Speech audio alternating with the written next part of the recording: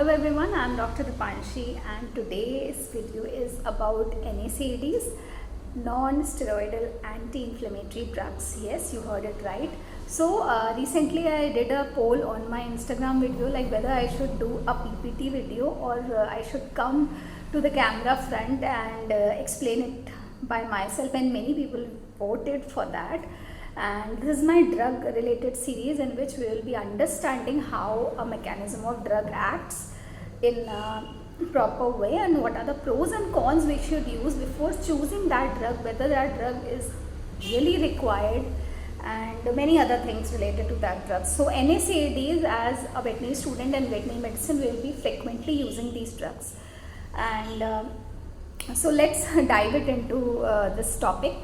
So NSAID is, as I said, non-steroidal anti-inflammatory drug, and examples many you know, I no need to say the names, and it works as two major functions, that is anti-inflammatory and analgesics.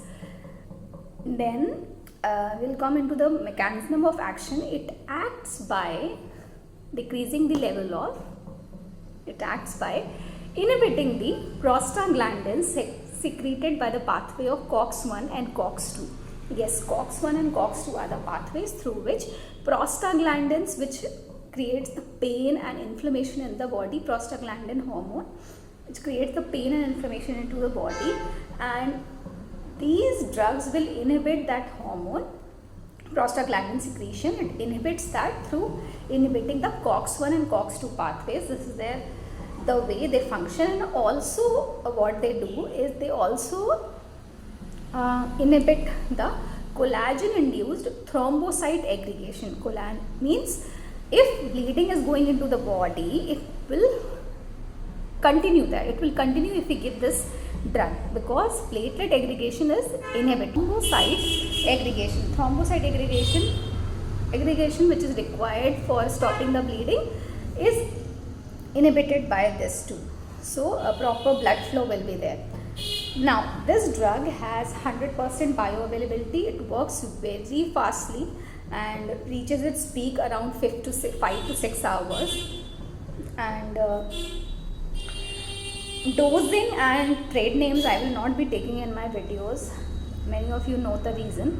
Then what are the cons we should remember and what are the pros? As I already said, work as anti-inflammatory and analgesic situations. We can use, mostly we will be using these drugs in fever, etc.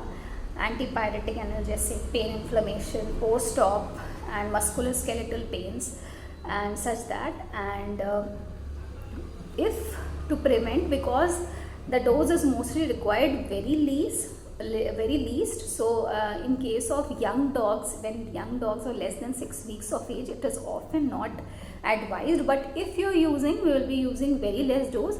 So to prevent the overdosing, I will advise, always suggest them to mix in food and give it, so that it will be proper and it should not be given directly.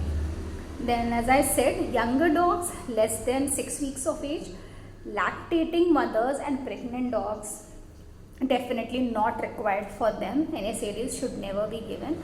And another thing is, we should never combine one NSAID with another NSAID. That combo is a big no.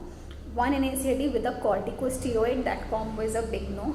Both of them will cause very adverse effects if used. And it should not be used in case of bleeding disorders. As I said, bleeding disorder, why we should not use? Already one bleeding disorder is there, bleeding is going into the body, and this you are giving again, and which is causing that thrombocyte aggregation is inhibiting by this drug, so the bleeding will be more, it will not stop that. The thrombocyte aggregation is already stopped, it's causing a proper blood flow, and already bleeding is going into the body. So NSAID in bleeding disorder you should not given. Also NSAID should not be given in case of renal, hepatic, jaundice cases, and highly adverse effect will show if it gives in case of renal diseases, especially in cats. It should not be used like for a routine. It should not be used because it highly causes acute renal failure. Then Also in dehydrated and diuretic therapy patients also it should not be used. Already they are dehydrated and diuretic therapy is going on. Then this drug also possesses the chance of potential of causing GI ulcerations, and if given regularly, GI ulceration going on, bleeding, as I said. I hope you're understanding it. Then then what are the adverse effect if overdosing is there? What are the adverse effect we can see, and these adverse effect before itself I'll tell you will be compensated only by the symptomatic fluid therapy you have to give. Through that it can be compensated. What are the adverse effect you can see if you see these if you overdose by these medication? Chance, don't take the chance, and please always read about the dosage and read about it properly and then give it. Animals are not to experiment and their life is very important. So adverse effects we will see: vomiting, lot of salivation will be there, and the animal will try to drink a lot of water. Diarrhea will be there, black colored tarry feces will be there, and in severe cases we can see seizures, attack, and death also can occur.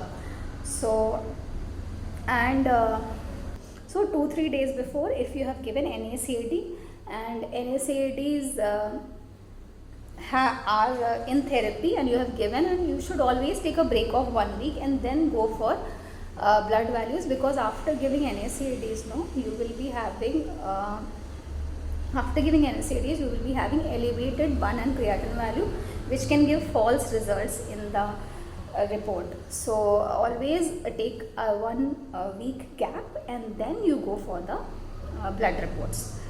So this is all for NSAID. This is all I want to say. Do check out what's its doses and what other trade names are there, and do let me know in comments how was this video. You like it in person more, or you like it as I earlier did in PPT way. Okay, do let me know. Okay, bye. Thanks for watching.